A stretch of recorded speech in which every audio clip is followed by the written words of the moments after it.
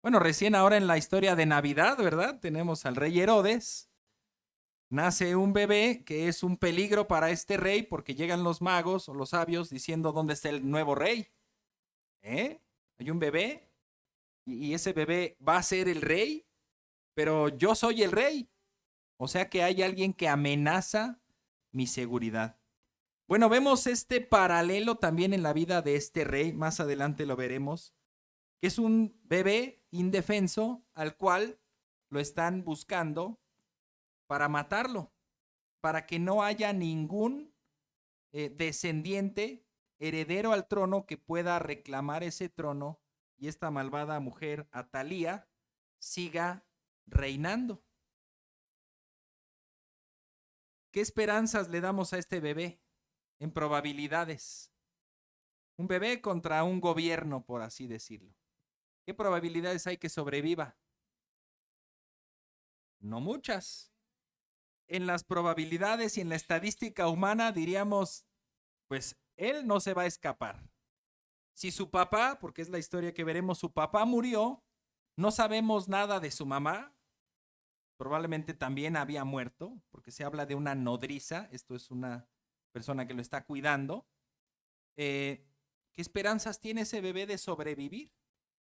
Sin un tutor, sin alguien que lo esté cuidando, tarde que temprano, este rey o reina lo alcanzará y lo eliminará, ¿verdad? Las mismas que tenía nuestro Señor Jesucristo también. Un niño, no tan indefenso porque sí tenía sus padres, pero sus padres siendo pobres, siendo pues del campo, siendo peregrinos porque estaban de visita en una ciudad que no era la suya. Y lo peor que les habían dado todos los datos y la información para que este rey fuera y lo encontrara. Pocas probabilidades, pero con el Señor estas probabilidades se multiplican. Vamos a ver, si ustedes recuerdan la historia del domingo pasado, vimos acerca de cuál rey, ¿se acuerdan? Josafat, muy bien. ¿Recuerdan que dijimos que él había hecho algo malo? Una de las cosas que hizo malas fue emparentar con el rey Acab, un rey malvado casado con Jezabel. ¿Cómo emparentó? Podríamos pensar, pues él se casó con su hija. No, su hijo se casó con la hija de ellos. Esto es, Joram se casó con Atalía.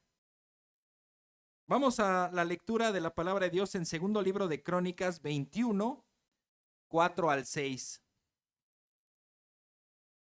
Dice así: Cuando Joram tomó posesión del reino de su padre y se hizo fuerte, mató a espada a quienes, a todos sus hermanos y también a algunos de los jefes de Israel.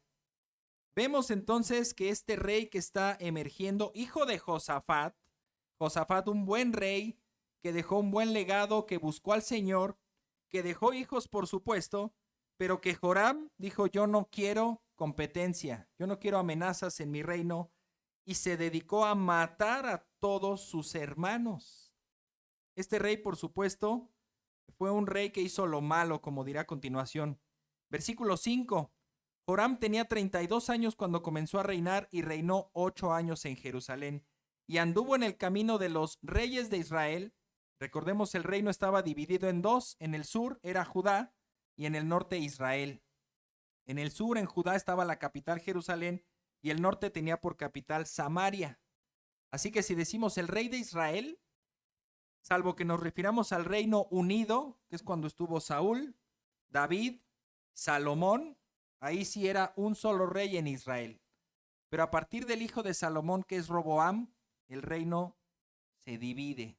10 tribus al norte y 2 tribus al sur. Así que ahora decir rey de Israel, nos referimos al reino del norte. Rey de Judá, nos referimos al rey del sur, en la capital, en Jerusalén, con eh, quien se sienta en el trono es un descendiente de David. Los reyes del norte ya no. Fueron personas que tomaron el trono y Dios les puso les puso condiciones. Si tú andas conmigo, dejaré que tu descendencia siga en el trono, pero si tú me abandonas, borraré tu descendencia. Y vemos algunos que caminaron con el Señor, una generación, 2 generaciones, se acabó. Se levantó otro y tomó el trono, una generación, 2 generaciones, 3, adiós. Algunos otros, ellos mismos, y ahí se acabó su generación por haber hecho lo malo ante el Señor. Cuando dice aquí que él anduvo en el camino de los reyes de Israel, es en referencia a los reyes del norte. Estos reyes del norte, su separación fue tan drástica que ya no iban al templo de Jerusalén a adorar, sino que ellos levantaron otros 2 altares con unos becerros de oro para ir y adorar a Dios como si fuera Dios. Eso fue algo, por supuesto, muy malo. Cuando se dice que los reyes continuaron con el camino de Jeroboam, es básicamente eso, que continuaron con estos altares y no iban a Jerusalén a adorar al Dios verdadero, sino que ellos seguían adorando a los ídolos, pensando que adoraban a Dios. Dice el versículo 6, y anduvo en el camino de los reyes de Israel, tal como había hecho la casa de Acab, pues la hija de Acab era su mujer, e hizo lo malo ante los ojos del Señor. Este rey llevó al país a la idolatría, a abandonar a Dios. ¿Se acuerdan el convenio que había hecho Dios por medio de un profeta diciéndole a Josafat? Dijimos la semana pasada, si tú me buscas, yo dejaré que me encuentres, pero si tú me abandonas, yo te abandonaré. Vemos entonces que su propio hijo Joram abandonó a Dios, hizo lo malo ante los ojos de Dios. Pasemos al versículo 11. Además, Joram hizo lugares altos en los montes de Judá, haciendo que los habitantes de Jerusalén se prostituyeran. Esta es una palabra que transmite la idea de dejar la fidelidad y la lealtad al Dios verdadero por ir y adorar a los dioses paganos. E hizo que Judá se desviara. Versículo 12. Entonces le llegó a Joram una carta de ¿quién? Del profeta Elías, que decía, así dice el Señor, Dios de tu padre David, por cuanto no has andado en los caminos de Josafat tu padre, ni en los caminos de Asa, rey de Judá, sino que has andado en el camino de los reyes de Israel y has hecho que Judá y los habitantes de Israel se hayan prostituido como se prostituyó la casa de Acab, y también has matado a tus hermanos, tu propia familia, que eran mejores que tú, el Señor herirá con gran azote a tu pueblo, a tus hijos, a tus mujeres y a todas tus posesiones. Y tú sufrirás una grave enfermedad, una enfermedad de los intestinos, hasta que día tras día se te salgan a causa de la enfermedad. Tremendo, ¿verdad? Y esto se cumple más adelante en los versículos 17 al 20. Se dice que los árabes, los filisteos y los etíopes se unen y suben a invadir Judá. Dice ahí, los cuales subieron contra Judá y la invadieron y se llevaron todas las posesiones que se hallaban en la casa del rey. Notemos a quién se llevaron también. ¿A quién? A sus hijos y a sus mujeres.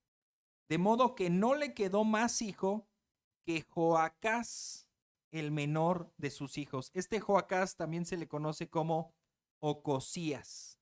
Ahorita vamos a hablar de él. Después de todo esto, el Señor hirió a Joram en los intestinos con una enfermedad incurable.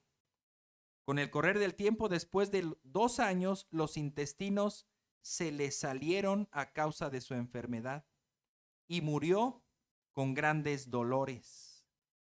Su pueblo no le encendió una hoguera como la hoguera que habían encendido por sus padres. Y fíjense la sentencia que se da en el versículo 20. Joram tenía 32 años cuando comenzó a reinar y reinó 8 años en Jerusalén y murió sin que nadie lo lamentara. Nos ha tocado enfrentar 2 funerales en estas últimas 2 semanas. Y hemos visto que mucha gente lamenta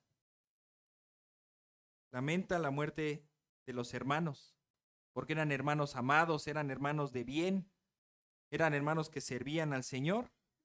Pero aquí este rey dice, nadie lo va a extrañar, por así decirlo.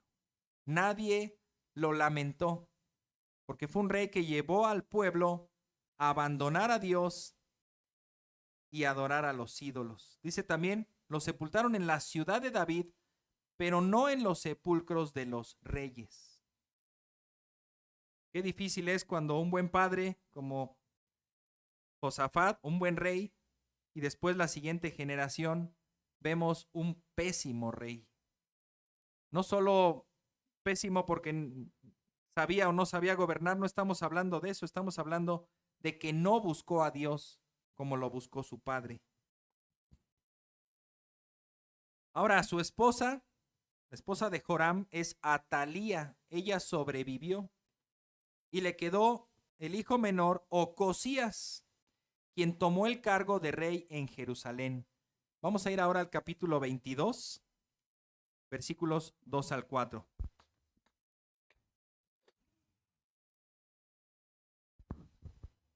Disculpen que ando con la garganta un poquito irritada. Segundo de Crónicas 22, 2 al 4 dice, Ocosías tenía 22 años cuando comenzó a reinar y reinó 1 año en Jerusalén. El nombre de su madre era Atalía, nieta de Omri. Y ahí pues faltó decir hija de Acab. Él también anduvo en los caminos de la casa de Acab, porque su madre fue su consejera para que hiciera lo malo. ¿Quién de aquí es mamá? No les voy a preguntar si son consejeras de sus hijos, porque lo son. Aunque no quieran, lo son.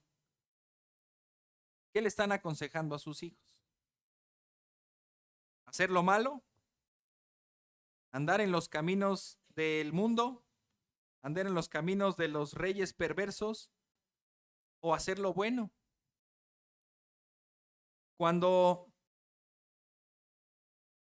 Gracias. Si hiciéramos el ejercicio de preguntarle a las mamás de los delincuentes más perversos que ha habido en la historia de la humanidad, si les preguntáramos, ¿te esforzaste, te empeñaste por crear un monstruo? ¿Qué creen que nos contesten?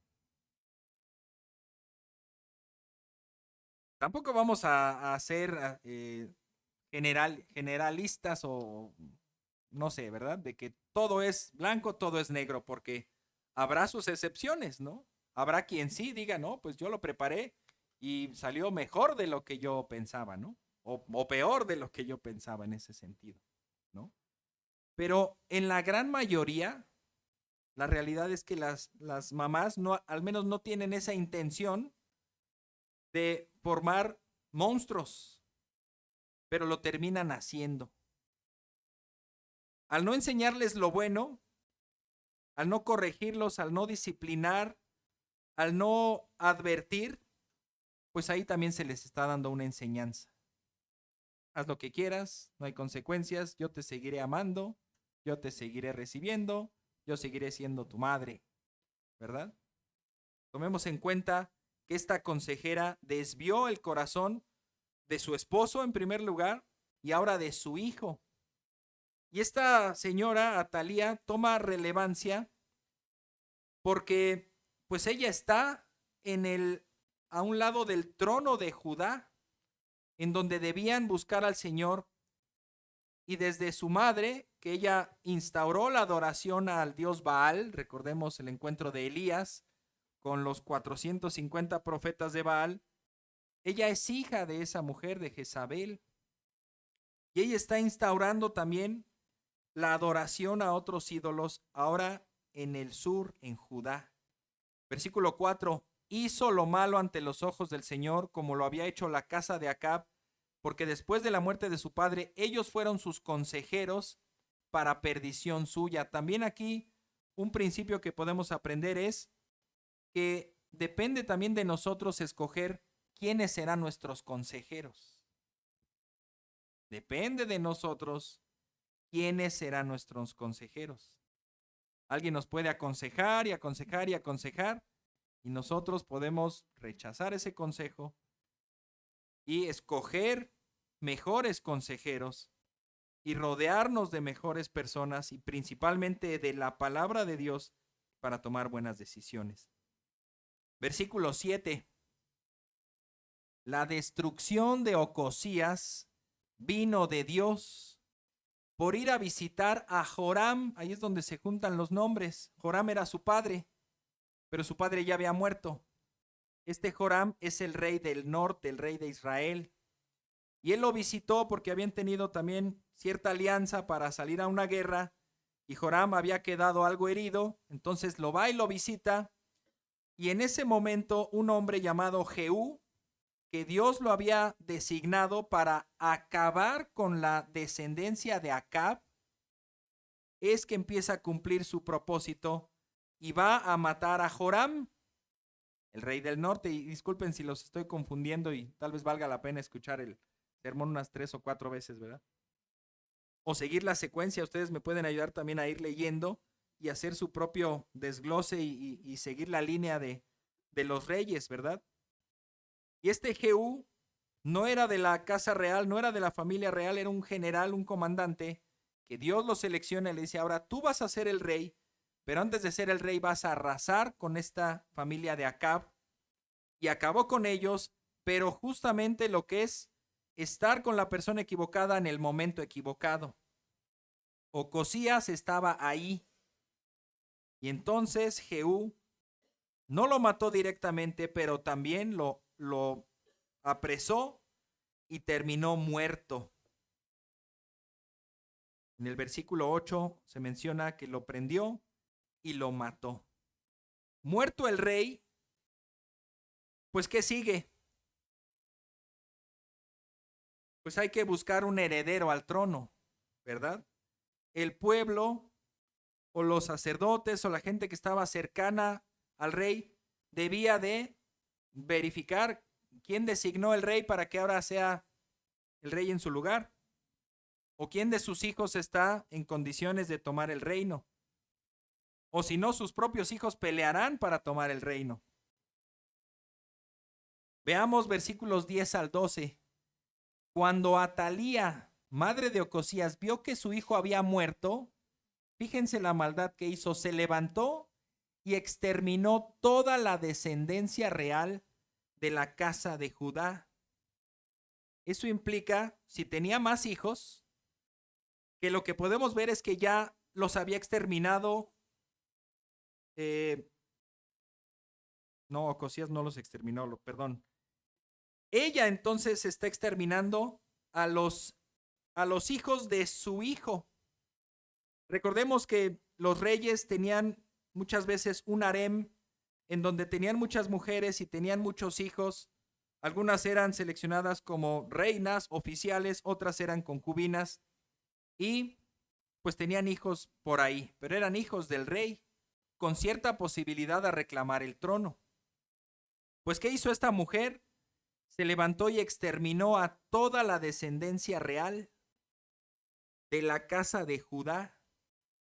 Esto es, a sus nietos, porque eran hijos de su hijo. Pero, y estos pero me gustan, me gusta cuando son para bien. Versículo 11, pero Josabet, hija del rey, aquí también vamos a tener cierta confusión, pero consultando otras fuentes, otros libros, nos vamos a dar cuenta de quién es ella. Josabet, hija del rey, al decir que es hija del rey, es hija de Joram, o sea, es hermana de Ocosías. Le investigué y busqué para ver si era hija de Atalía, pero no lo creo y no parece muy lógico, ¿verdad? Por lo tanto, vamos a ver que es hija de Joram, pero no hija de Atalía, hermana de Ocosías. ¿Por qué no acabó muerta cuando se eliminó toda la descendencia porque realmente buscaban eliminar a los hijos varones que reclamaran el trono. Ella es hija del rey, hermana de Ocosías, y ella tomó a Joás, hijo de Ocosías, y lo sacó a escondidas de entre los hijos del rey a quienes estaban dando muerte, y lo puso a él y a su nodriza en la alcoba. Así Josabed, hija del rey Joram, mujer del sacerdote Joiada, ahí también notemos este nombre importante, pues era hermana de Ocosías, lo escondió de Atalía para que no le diera muerte. Joás, un bebé indefenso al cual están buscando para matar, es tomado por su tía, que es al mismo tiempo esposa del sacerdote. Toman a ese bebé y a su nodriza y se las llevan pues al templo. Y la esconden, dice el versículo 12, y Joás estuvo escondido con ellos en la casa de Dios 6 años, mientras Atalía reinaba en el país. Podemos ver con esto que el país, después de estos reyes perversos, Joram y Ocosías, se había hundido en unas tinieblas tremendas.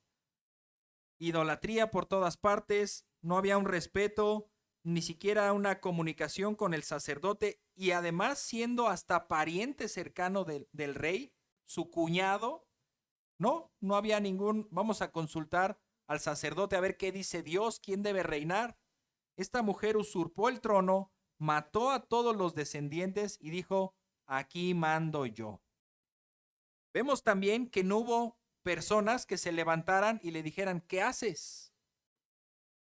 Algún comandante del ejército, el mismo sacerdote, aunque podemos ver que sí estuvo ahí presente, pero lo que hizo fue mejor pasar desapercibido, agarrar el niño e irse. Vemos entonces, aunque no se menciona, pero vemos que había personas que sí estaban respaldando el reinado de esta mujer. Tanto generales como sacerdotes, como el mismo pueblo, decía, bueno, pues no me cae tan mal esa señora, ¿verdad? Ya es tiempo de las mujeres, ¿verdad? ¿Por qué siempre los reyes? Ahora una reina para que vean cómo se hacen las cosas, ¿verdad? No lo sabemos, no lo dice, pero se le concedió estar estos 6 años. También lo que podemos notar es que al mismo tiempo el sacerdote y los demás sacerdotes seguían en el templo y seguían haciendo su función. Ella no los limitaba, tampoco lo promovía, como decir, tolerancia religiosa, ¿verdad? Pues ustedes con lo suyo, los que quieran adorar al Señor, a Jehová, y los que quieran adorar a Baal, pues todos son bienvenidos, todos cabemos aquí, ¿verdad? La tolerancia religiosa de esta mujer, porque no se ve que haya perseguido a los sacerdotes, que haya dado muerte a los sacerdotes, como la misma Jezabel sí lo hizo, y a los profetas, hasta persiguió a Elías. Esta mujer no, mejor vamos a llevarnos bien. Un día tú usas el templo, otro día me lo prestas a mí, porque veremos más adelante que incluso el templo fue perforado de una pared por la misma Atalía. Abrió una puerta donde no debía abrirla para pues hacer no sé qué clase de ritos o qué clase de adoración. Y esto de la tolerancia religiosa no es ningún logro, es una vergüenza para el pueblo. Siendo este pueblo, el pueblo rescatado por Dios, el pueblo separado por Dios, el pueblo donde Dios quería que un hijo de David siguiera reinando y siguiera haciendo su voluntad, ahora vemos que no hay un hijo de David en el trono, que es una mujer extranjera, que es una mujer que adora a los ídolos y que ni siquiera está haciendo caso a ninguna de las leyes de la palabra de Dios, pues vemos que es un desastre, un tremendo desastre. Pero por otro lado, lo rescatable es que este sacerdote tomó a este niño, lo escondió y esperó un momento para hacer lo correcto. Veamos entonces la justicia del sacerdote Joiada. Dice el capítulo 23, 1 al 3. En el 7º año, el sacerdote Joiada cobró ánimo. Eso es importante porque ya lo dijimos hace rato, ¿qué probabilidades tiene alguien de sobrevivir cuando el gobierno te quiere matar? Muy pocas. Aquí este sacerdote, ¿qué posibilidades tenía de derrocar a esta mujer, quitarla y establecer lo correcto? Pues cuando ven que el resto del país apoya a esta mujer, pues es difícil. Y tal vez hubiera sido hasta un suicidio hacerlo muy, muy temprano. Esperó estos 7 años y cobró ánimo, tomó valor. Y lo que podemos también descubrir en esto es que él empezó a hablar con las personas. Empezó a hablar con los capitanes, como se dice a continuación: Azarías, hijo de Jeroam; Ismael, hijo de Johanán; Azarías, hijo de Obed; Masías, hijo de Adaía; Elisafat, hijo de Sicri, los cuales hicieron pacto con él. Versículo 2: y recorrieron Judá y reunieron a los levitas de todas las ciudades de Judá y a los jefes de las casas paternas de Israel, y vinieron a Jerusalén. Él probablemente ahí lo que hizo fue pues advertir de la maldad que estaban haciendo estos capitanes, estos generales. ¿Por qué están apoyando a esta mujer? Tenemos que hacer algo. Y estos capitanes salieron por todo el país y empezaron a reunir a los sacerdotes. Y empezaron a reunir a los jefes de las casas paternas, a los varones. Y tuvieron una asamblea, dice el versículo 3. Entonces toda la asamblea hizo pacto con el rey en la casa de Dios. ¿Con cuál rey? ¿Cuál? Con el rey niño Joás, que ya para este entonces tenía 7 años. Esto nos da a entender entonces que el sacerdote unificó al país y llamó a toda la nación a abandonar el culto a Baal para despojar a Atalía del trono que había usurpado. Al hacer un pacto, esto es muy importante porque no es solamente como en las campañas políticas, ¿verdad? Oye, ¿votas por mí? ¿Y qué me das? Pues una torta y un refresco. Bueno, dame la torta y el refresco. Ya cuando estás en la casilla, voto por el otro, porque no me gustó la torta, ¿no? No traía chilitos como a mí me gustan. Oye, te doy una tele. Dame la tele, pero estás en la casilla y tú votas por el que sea, ¿no? Este fue un pacto, este fue un compromiso real. ¿Vas a apoyar a este rey? Sí. ¿Delante de Dios lo vas a apoyar? Sí. ¿Y si no, que te trague la tierra? Sí. Ah, bueno. Un pacto. A como se hacían los pactos en la antigüedad, sacrificaban un animal, atravesaban en medio de ese animal y decían: si no cumplo mi palabra, que acabe cortado por la mitad como este animal. Al ser el sacerdote, pues con más relevancia tenía solemnidad ese pacto. Un pacto hecho también delante de Dios, con sacrificios delante de Dios, como Él lo establecía. Y ellos están haciendo un pacto de que van a seguir al Señor, van a establecer este rey y van a terminar con el culto a los ídolos. Versículo 11. Bueno, ahí también se narran esos versículos que el sacerdote dice a los jefes: ustedes van a estar aquí, ustedes van a estar acá, no van a dejar que nadie entre ni salga en el templo, y en lugar de hacer el cambio de guardia, se quedan los que estaban, y pongan mucha atención, pongan mucha atención, porque no queremos a nadie aquí, nadie que vaya a entrar de espía y que nos arruine todo esto. La reina estará en su palacio, pero mientras aquí nosotros ungiremos al rey, haremos pacto con el rey y lo nombraremos rey. Y es lo que sucede en el versículo 11. Entonces sacaron al hijo del rey y le pusieron la corona, le dieron el libro del testimonio y lo proclamaron rey. Y Joiada y sus hijos lo ungieron y gritaron: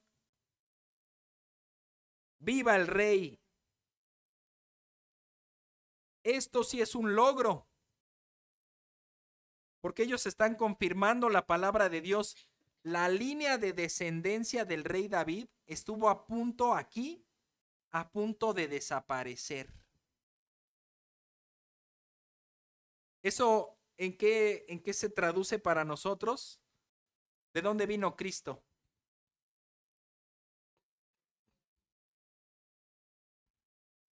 La profecía y el pacto que Dios hizo con David es: un hijo tuyo se sentará en el trono de Israel para siempre. Y aquí todos habían sido aniquilados y quedó un bebé de meses o de un año. Frágil estaba esa línea, ¿verdad? Muy frágil. Y a los 7 años lo avientas. Él es el rey. Y la reina ahí diciendo, ¿qué? Pero bueno, estaban del lado del Señor, estaban haciendo lo correcto y vieron que era el momento preciso. La reina se da cuenta, ustedes pueden seguir leyendo la historia, se da cuenta, dice, traición, traición, ¿y cuál traición? Y quiso venir y ya realmente se dio cuenta que estaba sola. Mataron a todos los que la apoyaban, la persiguieron también a ella, la mataron y vemos en el versículo 16 y 17, entonces Joiada hizo un pacto entre todo el pueblo y el rey de que ellos serían el pueblo del Señor. Todo el pueblo fue a la casa de Baal, esto es el templo, y la derribaron. Hicieron pedazos sus altares y sus imágenes y mataron delante de los altares a Matán, un sacerdote o el sacerdote de Baal. Y aquí vemos que este rey era un niño. Por supuesto que el mismo sacerdote no iba a dejar, a ver niño, ¿qué hacemos? El sacerdote estaba tomando las riendas del gobierno en ese entonces, con la conciencia de hacer lo correcto y de preparar para que este niño se convirtiera en un rey que buscara al Señor. Entonces, este sacerdote le empieza a enseñar con el ejemplo. ¿Sabes qué? Para que esto sea una realidad, pues tenemos que quitar ese otro templo. Tenemos que derribarlo para que sea un mensaje público de que aquí no vamos a tolerar otra religión. Y ese sacerdote, el sacerdote principal, lo vamos a matar. Porque dice Deuteronomio 13:5. Pero a este profeta o a este soñador de sueños se le dará muerte, por cuanto ha aconsejado rebelión contra el Señor tu Dios, que te sacó de la tierra de Egipto y te redimió de casa de servidumbre para apartarte del camino en el cual el Señor tu Dios te mandó andar. Así quitarás el mal de en medio de ti. Esa era la manera que Dios había establecido. Este profeta, este sacerdote, este engañador, estaba llevando al pueblo a otra religión, había que matarlo, al igual que a Atalía, y eso fue lo que se hizo. La justicia entonces que hizo Joiada, si regresamos poquito al inciso A, destruyeron el templo de Baal, inciso B, mataron al sacerdote de Baal, inciso C, colocó en orden la función de los sacerdotes y levitas en el templo. Quizá el templo sí estaba funcionando, pero no con todas las funciones ni tan públicamente como se esperaba.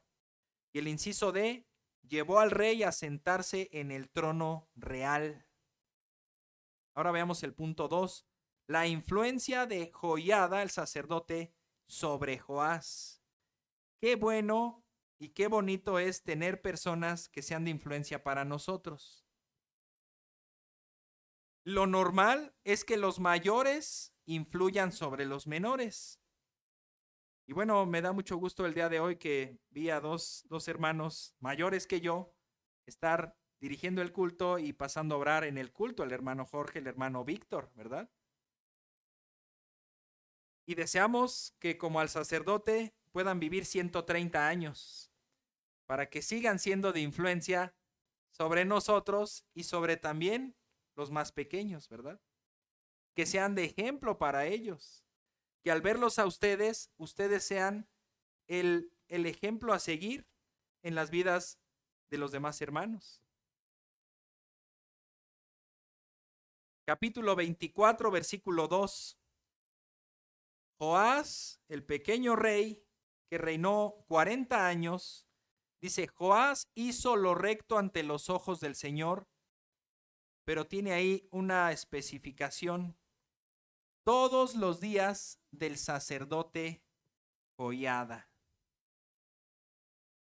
Leemos algo bueno, pero que tiene sus límites. Este joven rey fue instruido en el consejo de este anciano sacerdote, quien influyó sobre él para que hiciera lo recto, para que anduviera en el camino de su padre y que adorara al Señor, el Dios verdadero, y que no diera la posibilidad de esa tolerancia religiosa. ¿Qué pasó con Joás? Entremos ahora sí de lleno al personaje Joás, versículo 4. Sucedió después de esto que Joás decidió restaurar la casa del Señor. Esa palabra decidió significa literalmente unificó su corazón. Cuando decimos eso, nosotros podríamos, si estás en un lugar muy oscuro y tienes una luz que es pequeña, o tienes varias lamparitas que son pequeñas y agarra cada quien la suya y alumbra, pues no se va a ver muy bien. Pero si agarras todas las lamparitas y las juntas y entonces proyectas hacia un solo lugar, te vas a dar cuenta de que hay potencia, ¿verdad? Cuando quieres resolver tus problemas y empiezas a resolver poquito de este, poquito de este, poquito de aquel y poquito de aquel, y pasa el tiempo y no avanzas porque ya te descuidaste de este, ya te descuidaste de aquel, ya te descuidaste de todo, y ves que al paso del tiempo no resolviste nada a pesar de que te ocupaste de todo, qué incongruencia, te das cuenta que necesitas unificarte.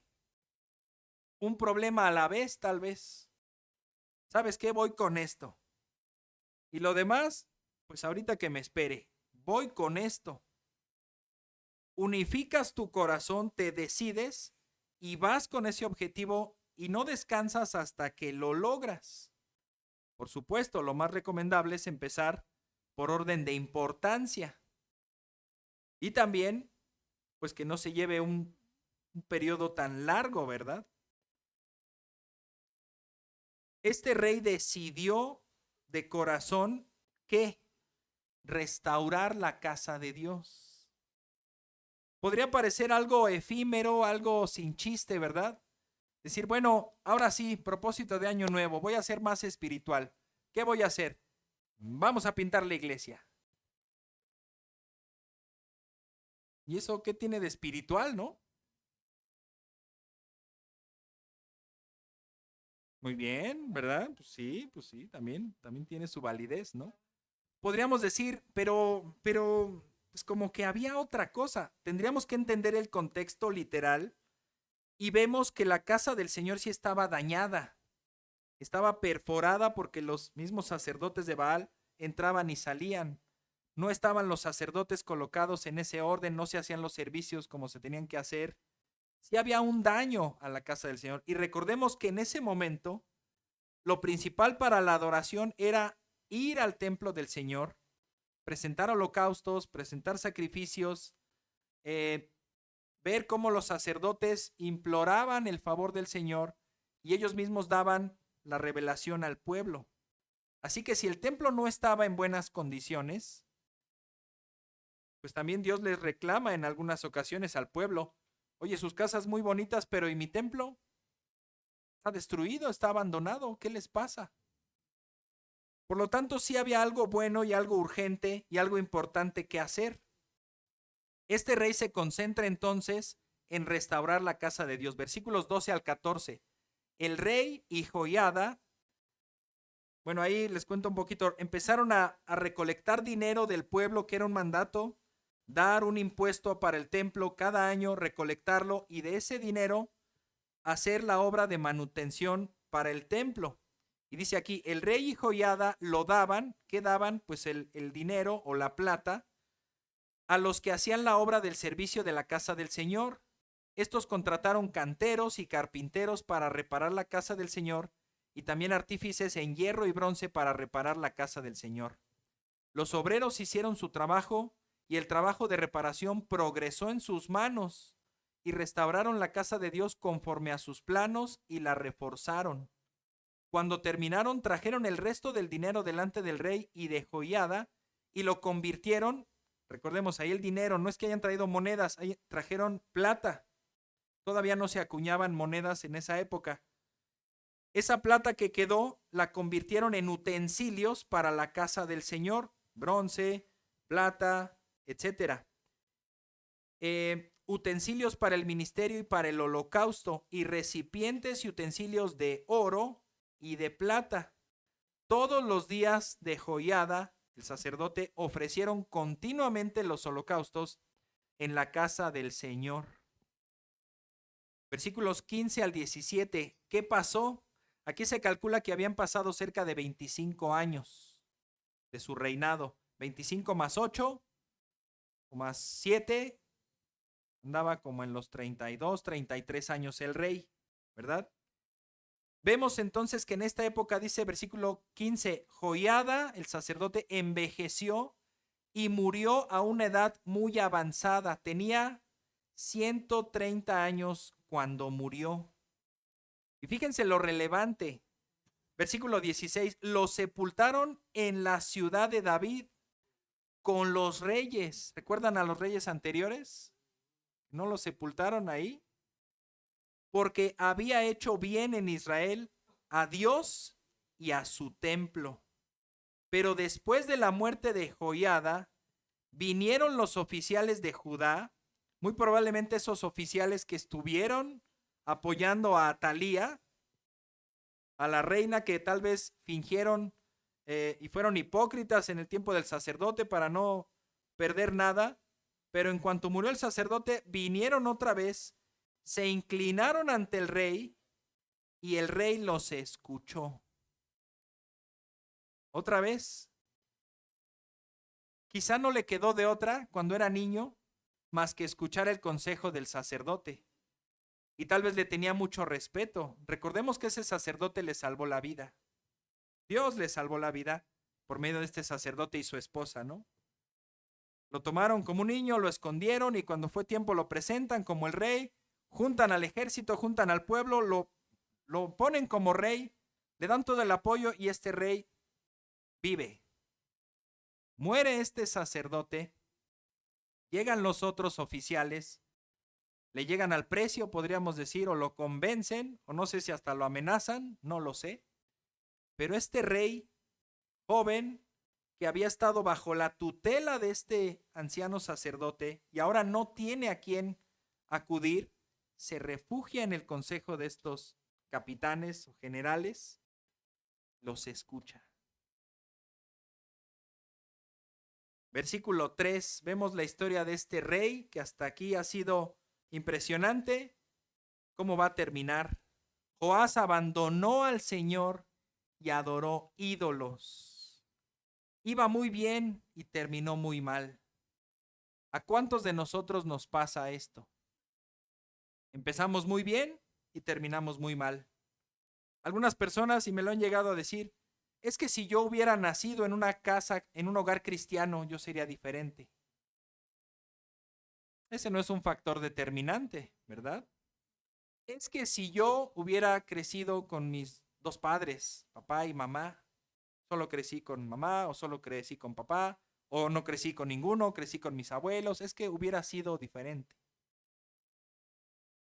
Es que si me hubieran brindado la oportunidad para estudiar una carrera, si me hubieran alejado de las malas amistades ahí del barrio, de la calle, híjole, pues es que estás culpando entonces a tu entorno, pero no te das cuenta que la maldad viene de ti. Somos responsables. Todos estamos en un entorno, podríamos pensar el lado opuesto, personas que crecen en el mejor entorno, con sus padres, con recursos, con buena educación, y que crecen, que se convierten también en personas de maldad, personas que no honran a Dios, personas que ponen su confianza en las riquezas, en su capacidad, en su preparación, en su prestigio, en su propia familia y no en Dios. Capítulo 24, versículos 18 al 20.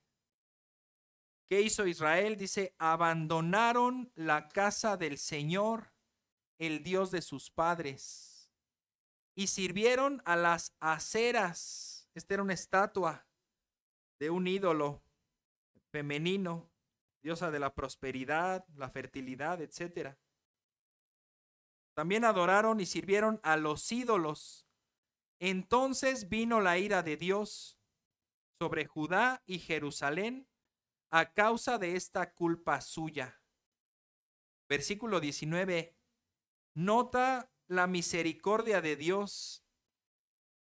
Si bien dice el versículo anterior, vino la ira de Dios, por supuesto, el Señor se enfurece, el Señor no tolera la idolatría. Viene su ira, pero con su ira también viene su misericordia. Versículo 19. No obstante, Él les envió profetas para hacerlos volver al Señor. Y aunque estos dieron testimonio contra ellos, ellos no prestaron atención. Dios todavía les tiene esa paciencia y les envía profetas. Oye, ve y dile al rey que se esté equivocando. Ve y dile al sacerdote o a quien esté que están haciendo las cosas mal. Adviérteles. ¿A quién le gusta que le digan, estás mal? Levante su mano. ¿A quién le gusta? A nadie, ¿verdad? No nos gusta. Pero es necesario. Y cuando nos dicen estás mal, lo meditamos, somos humildes, reconocemos eso y evitamos un daño mayor, lo agradecemos después, ¿verdad? Decimos gracias a Dios por esta persona que se acercó a mí y me confrontó a pesar de que tal vez podía perder la amistad, a pesar de que tal vez yo me iba a tomar represalias. ¿Por qué me vienes a decir eso si tú estás peor que yo? ¿No pasa eso? Alguien nos dice algo y nosotros estamos viendo, a ver, ¿hasta dónde llega su cola? Está bien larga. Yo ahí tengo la mía y ya me la está pisando. Pero ahora yo le voy a pisar la suya. ¿Verdad? Así somos. Pero de repente, ay caray, pues no tiene una cola muy larga de un reptil. Tiene un rabito. No se le puede pisar. Es irreprensible. Entonces, ¿qué le digo? ¿Qué le digo?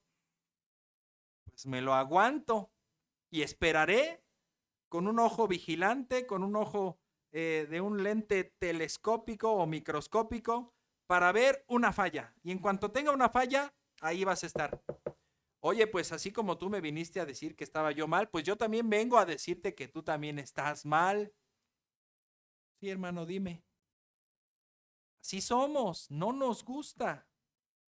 Estos profetas llegaron y también al decir la frase típica de los profetas es, así dice el Señor. Ni siquiera era de ellos. Así dice el Señor. Estás mal. Han abandonado al Señor. Han hecho maldad. Vuélvanse al Señor y Él se volverá a ustedes. Y la arrogancia nos hace no prestar atención, no reconocer nuestra maldad, no querer aceptarla. Pero la misericordia de Dios nos envía profetas. Y a continuación se presenta uno de los hechos más lamentables. La vida del rey Joás, en verdad que es un milagro. Ver que ese rey sobrevivió, se salvó y fue instaurado como rey y estaba teniendo un reino próspero, haciendo la voluntad de Dios, es un milagro. Pero vemos ahora qué sucedió, versículos 18 al 20. Versículo 20, perdón. Entonces el Espíritu de Dios vino sobre Zacarías, hijo de quién? Del anciano sacerdote Joiada, que había muerto, pero que había instruido a este niño por tantos años. Ahora su hijo se levanta, viene el Espíritu de Dios sobre él, y Dios lo encomienda a una misión. Ve con el rey y le vas a decir.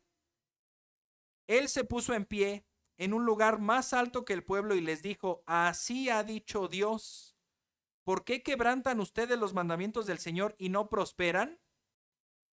Por haber abandonado al Señor, Él también los ha abandonado. Él también los ha abandonado. Este es el mensaje del hijo del sacerdote Joiada. ¿Cómo tomó Joás esta advertencia? Ahora, notemos algo. Eran parientes. Uno puede ver a veces, ¿no? El rey David y el sacerdote fulano, ¿no? Uno es uno y otro es otro, ¿no? Aquí no hay, ¿no? Pero aquí el rey era Joás y el sacerdote Joiada era su tío. La esposa de Joiada era hermana de Ocosías, padre del rey. O sea que ella era su tía en línea directa y él, pues su tío político, como le llamamos, ¿no? Su tío. Sus hijos, eso sí, de sangre, se convertían en sus primos. O sea que este Zacarías es primo del rey. Uno puede decir, bueno, es que estos profetas, ¿verdad? ¿Por qué Dios me manda profetas y además son molestos y se levantan y hacen su escándalo y nada más critican el gobierno en lugar de apoyarlo? Ay, estos profetas, ¿no? Pero da la casualidad que ese profeta al mismo tiempo es tu primo. Tal vez por la cercanía, por el hecho de estar ahí, tal vez ya había habido cierta advertencia antes. Oye, rey, no te equivoques, ¿eh? Vamos a seguir como mi padre te enseñó, ¿te acuerdas? Pues a mí también me enseñó, yo estuve ahí. Vamos a seguir por lo mismo, no le hagas caso a estos consejeros, a estos capitanes. No te dejes desviar, no vuelvas atrás. ¿Quién es el rey, perdón? Yo. Bueno, ¿tú eres sacerdote? Sí, pues ve a hacer lo que hacen los sacerdotes, ¿no? Tal vez, tal vez se tomó esas cosas. Vemos cómo este rey entonces empezó a dejar de escuchar los consejos sabios y escuchó los consejos malvados. Él se puso en pie, advirtió al rey. ¿Y qué sucede? Versículo 21. Pero ellos conspiraron contra Zacarías y por orden del rey lo mataron a pedradas en el atrio de la casa del Señor. En verdad que es tremendo ver cómo ese sacerdote bien pudo pues pasar por alto. Están matando a todos los hijos del rey, un rey perverso, Ocosías. Pues ¿qué va a salir? Pues lo más probable es que otro rey perverso, pues Dios está juzgando a toda su descendencia, pues que lo acabe de juzgar, que se acabe la descendencia. Pero lo salvaron. Y ahora este rey, cuando tiene toda la autoridad y todo el poder, no muestra misericordia con el hijo de este sacerdote que lo instruyó durante toda su vida. Versículo 22, y aquí la misma palabra nos hace énfasis de lo que pasó. No se acordó el rey Joás de la bondad que Joiada, padre de Zacarías, le había mostrado, sino que asesinó a su hijo, y éste al morir dijo, que lo vea el Señor y tome venganza. ¿Qué pasó? Al año siguiente un ejército invasor vino a Jerusalén y los derrotó. Tomaron botín. El ejército invasor eran pocos y el Señor les dio la victoria porque Judá lo había abandonado. El rey Joás quedó herido en la batalla. Acompáñenme al versículo 25. Versículo 25. Estamos en capítulo 24, versículo 25. Cuando los arameos se alejaron de él, dejándolo muy herido, sus mismos siervos conspiraron contra él a causa de la sangre del hijo del sacerdote Joiada y lo mataron en su cama. La muerte de un traidor, ¿verdad? Joás murió, sigue diciendo el texto, y lo sepultaron en la ciudad de David, pero no lo sepultaron en los sepulcros de los reyes. Este rey fue excluido de ser sepultado con honores en los sepulcros de los reyes. Y el sacerdote Joiada sí fue sepultado en los sepulcros de los reyes. También fue excluido de ser mencionado en la genealogía de Jesucristo, según Mateo 1:8. Mateo 1:8 dice: Asa fue el padre de Josafat, Josafat fue padre de Joram, y Joram fue padre de Usías. Ahí Mateo se está saltando 3 generaciones. No está mencionando a Joram, sí lo está mencionando, pero no está mencionando a Ocosías, tampoco a Joás y tampoco a Amasías, hijo de Joás. Se saltó hasta Usías. Y este asesinato es muy probablemente lo que el Señor Jesucristo quiso mencionar cuando le reprocha a los fariseos que ellos han matado a todos los profetas que Dios les ha enviado. Acompáñenme a Lucas 11:49 al 51.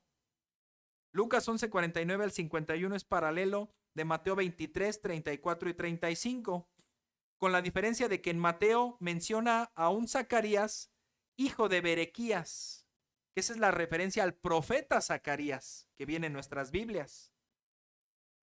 Lucas no menciona de quién es hijo, solo dice Zacarías. Algunos mencionan que fue un error de alguien que copió el libro de Mateo y le agregó esa nota, hijo de Berequías, que tal vez no debería estar ahí. Un error pues en una nota bien intencionada, porque el Nuevo Testamento muchos lo transcribieron así. Cópialo, porque se lo quiero mandar a un pariente que está en otra ciudad. Y se lo mandaban y agregaban muchas notas. Y hay que filtrar los pergaminos del Nuevo Testamento porque tienen muchas notas y muchas cosas añadidas. Y hay que irse a los más antiguos para ver cuáles son los más fieles. Dice Lucas 11:49, por eso la sabiduría de Dios también dijo, les enviaré profetas y apóstoles, y de ellos matarán a algunos y perseguirán a otros, para que la sangre de todos los profetas derramada desde la fundación del mundo se le cargue a esta generación, desde la sangre de Abel, el primer asesinato registrado en la Biblia, hasta la sangre de Zacarías, el último asesinato registrado en la Biblia hebrea, porque la Biblia hebrea acaba en segundo libro de Crónicas. Nuestra Biblia acaba en Malaquías, el Antiguo Testamento, pero la Biblia hebrea acaba en segundo libro de Crónicas y aquí está este asesinato a este profeta. Dice que pereció entre el altar y la casa de Dios. Sí, les digo que le será cargada a esta generación. Jesús le está diciendo a los fariseos, cuando rechazan la advertencia del más grande de todos, que él mismo dijo, Juan el Bautista, y por supuesto más grande que Juan el Bautista, Jesucristo mismo, ellos rechazaron esa enseñanza y entonces Dios les va a cargar toda la culpa de sus padres que han matado a los profetas desde Abel hasta Zacarías, muy probablemente este Zacarías, hijo del sacerdote Joiada. Y es un sabor amargo estudiar a veces las vidas de los reyes, porque desde el principio podemos ver, hizo lo malo. ¿Por qué? Si su padre fue un buen rey. En otros vemos, hizo lo recto, hasta que en otros de plano vemos, hizo lo recto todos los días de su vida. ¡Oh, qué bueno! Pero también ahí vemos ciertos detalles, ¿no?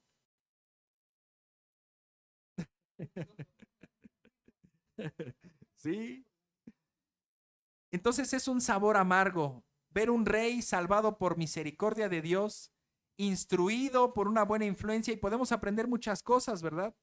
Podemos ver nuestra propia vida, cómo el Señor nos ha rescatado de un mundo que quería devorarnos, que quería llenarnos de toda la mentalidad del mundo y de ahí nos ha rescatado el Señor, siendo débiles, siendo indefensos. Y a nuestros niños, si son niños y comprenden el Evangelio y Dios los está rescatando, los está salvando de tantas cosas. Y eso es en verdad para apreciarse. Niños, y qué bueno que están aquí algunos niños. Den gracias a Dios que hoy están en una iglesia cristiana. ¿Cuántos de nosotros, podemos decir como el argumento de hace rato, nos hubiera gustado nacer en un hogar cristiano? Que nuestros padres nos llevaran a la iglesia, que nos instruyeran con una Biblia, que nos dieran una clase dominical, que pudiéramos tener este libro como parte de nuestras vidas. No nos tocó así, llegamos ya más grandecitos, ya habiendo pecado de muchas maneras, nos salvó el Señor, nos rescató. También vemos las vidas de personas importantes a nuestro lado, que nos instruyen, que se preocupan por nosotros. Yo puedo dar testimonio. Cuando llegué a la iglesia cristiana, estaba por cumplir 15 años. Y yo ponía todos los pretextos habidos y por haber para no ir. Oye, tienes que ir a la iglesia. Es que soy nuevo, no importa. Es que no tengo carro, yo te llevo. Es que mis papás no me dejan, yo hablo con tus papás. Es que ese día me toca trabajar, yo hablo con tus papás para que, pues vamos entonces. Yo puedo decirles que las primeras veces que fui a la iglesia, fui un acarreado. Doy gracias a Dios por los que me acarrearon, porque de no ser por ellos, yo hubiera dicho, pues sí estuvo padre, pues, me gustó esa vez que fui, pero pues no quiero ir. Es más cómodo quedarse en casa, ver la televisión, que nadie te exija, que nadie te diga nada. Hay que estudiar un libro. Ya suficientes problemas tengo en la escuela como para otro estudio. Y no, yo estoy bien, estoy cómodo con mis pecados, ¿no? No quiero ir ahí que me juzguen y que me digan que debo cambiar. Por lo tanto, damos gracias a Dios por las personas que están a nuestro lado, que nos instruyen, que nos corrigen, que nos animan, que nos guían, que incluso hasta toman decisiones por nosotros en esos momentos. Gracias a Dios por la vida del sacerdote Joiada, que instruyó, que influyó y que estuvo con el rey. Te pregunto, ¿eres tú influencia para otros? ¿Eres tú un Joiada en las vidas de otros? Y si lo has sido, también te lo aseguro que has sufrido estas decepciones. A él no le tocó verla, su hijo le tocó pagarlo, ¿verdad? Pero también en el caminar en Cristo nos va a tocar ver eso, dedicar tiempo, influir sobre personas, estudiar con las personas, instruir a las personas, acarrear a las personas, llamar a las personas, y cuando piensas que ya van caminando solitos y van bien, de repente se caen, se apartan y se van. También sabores amargos que nos quedan en esta vida. No somos nosotros capaces ni suficientes para que estas personas anden en el camino del Señor. Con esto podemos ver que el corazón de Joás, pues, como dice Hebreos y lo vimos en su momento, las personas que estuvieron cerca, que fueron testigos de la obra del Espíritu Santo, que vieron los milagros y vieron cómo Dios estaba obrando, pero que se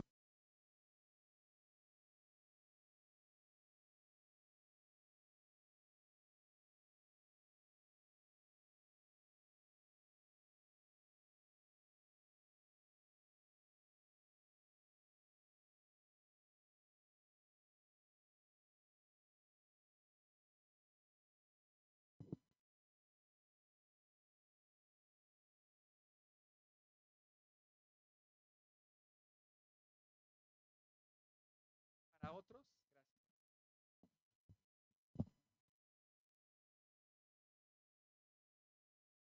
También podemos pensar, agradeces las misericordias de Dios en tu vida al proveerte de personas que son influencia.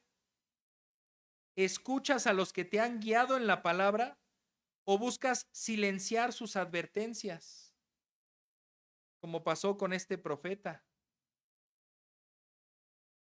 ¿Sabes responder a la bondad que recibes o eres un traidor como Joás? Dejar al Señor, como ya lo vimos en la vida de este rey, tiene consecuencias muy malas. Digo, que lo sepulten en donde sea, pues es un cuerpo inerte. Que lo hayan excluido de la línea de descendencia del Señor Jesús tiene una relevancia. Que haya pasado como a la historia, no como un buen rey que retomó lo que Josafat, su bisabuelo, había hecho y que se le compara incluso con David, ¿no? Pasó a la historia como uno más y con más pena, porque será recordado como un rey traidor, que no supo responder a la bondad que tuvieron con él, sino que cuando, dice un dicho mundano, ¿verdad? Conoces a las personas al ver cómo ellos tratan a sus enemigos. ¿Cómo tratas tú a tus enemigos? Piénsalo y ahí está tu corazón. Ahí está. ¿Cómo tratas a tus enemigos y cuando tienes poder sobre ellos? Ahí sale tu corazón. Ahí está saliendo el corazón de este rey. Y tenemos muchas lecciones que aprender. La lealtad, no a una persona, no a un sacerdote, no por querer quedar bien. Este rey probablemente se emocionó, empezó a tomar buenas decisiones, pero cuando este sacerdote murió, no tenía convicciones firmes, no tenía una fe genuina en el Señor, era la fe de otro. ¿Tienes tú la fe de otro? Y eso también se puede ver, eso se ve en cualquier lado. Es el temor que como padres tenemos, ¿verdad? El día que yo falte, ¿mis hijos seguirán yendo a la iglesia? ¿Quién sabe? ¿Quién sabe? Y aquí habemos muchos, ¿verdad? Y deseamos que como hermanos en el Señor estemos al pendiente también de los más pequeños. Estemos al pendiente los unos de los otros para seguir adelante, para seguir siendo de influencia los unos para los otros. Pero a final de cuentas, nuestra fe será probada en lo individual, en solitario. En ese día no habrá escudos. Es que el hermano fulano ya no me llevó a la iglesia y pues ya no fui. Es que pues ya no me mandaban el devocional y pues ya no leí. Es que pues ya no me llega el culto al celular y pues ya no lo veo. ¿Estás buscando al Señor? Busquemos al Señor. Busquemos rodearnos de buenas influencias, pero busquemos responder con bondad ante la bondad recibida. Hemos recibido tanta bondad del Señor y debemos recibir aún la maldad, debemos pagarla, como dice en Romanos, pagar el mal ¿con qué? Con el bien. Máxime cuando hemos recibido bien. Oremos. Padre nuestro, en esta tarde, Señor, estamos delante de ti, viendo estas lecciones de tu pueblo de la antigüedad, cómo se animaban y parecía que todo iba a estar bien, hacían pacto contigo, se comprometían, te buscaban, pero después te abandonaban. Señor, somos muy similares a todos ellos. Ahora que está empezando este año, tal vez tenemos bríos por comenzar bien, por hacer las cosas bien, por juntarnos con mejores personas, por recibir mejores consejos, por escuchar tu palabra, por leerla, por acudir al culto, por acudir a los estudios. Pero mientras va pasando el año, todo eso va cambiando. Y es triste ver que muchos empezamos bien y terminamos mal. Y bueno, hay misericordia porque simplemente es un año en nuestra vida. La pregunta es si habrá otro año como oportunidad para enmendar lo que no hicimos el año anterior. Tú nos estás dando en tu misericordia este año nuevo que comienza. Esta palabra que podemos leer, personas con las cuales nos podemos rodear y podemos aprender y ser influidos por ellos, así como podemos influir en otros. Concédenos la gracia de perseverar. Concédenos la fuerza para ser diligentes, decidir en nuestro corazón, concentrar nuestros objetivos en uno solo y que sea buscarte con todo nuestro corazón. Te necesitamos, Señor. Sabemos que este mundo está repleto de malos consejeros, que está repleto de malos caminos, que está repleto de baches que nos van a hacer caer. Y la pregunta es, ¿nos levantaremos? Si es por nuestras fuerzas, estamos seguros que eso no pasará. Pero en tus fuerzas ante las cuales acudimos, sabemos que sí sucederá. Pues 7 veces cae el justo y esas mismas 7 se vuelve a levantar, porque tú, Señor, no dejarás postrado, sino que lo sostendrás con tu mano derecha. Te alabamos, bendito Dios, por tu misericordia y por lo bueno que eres.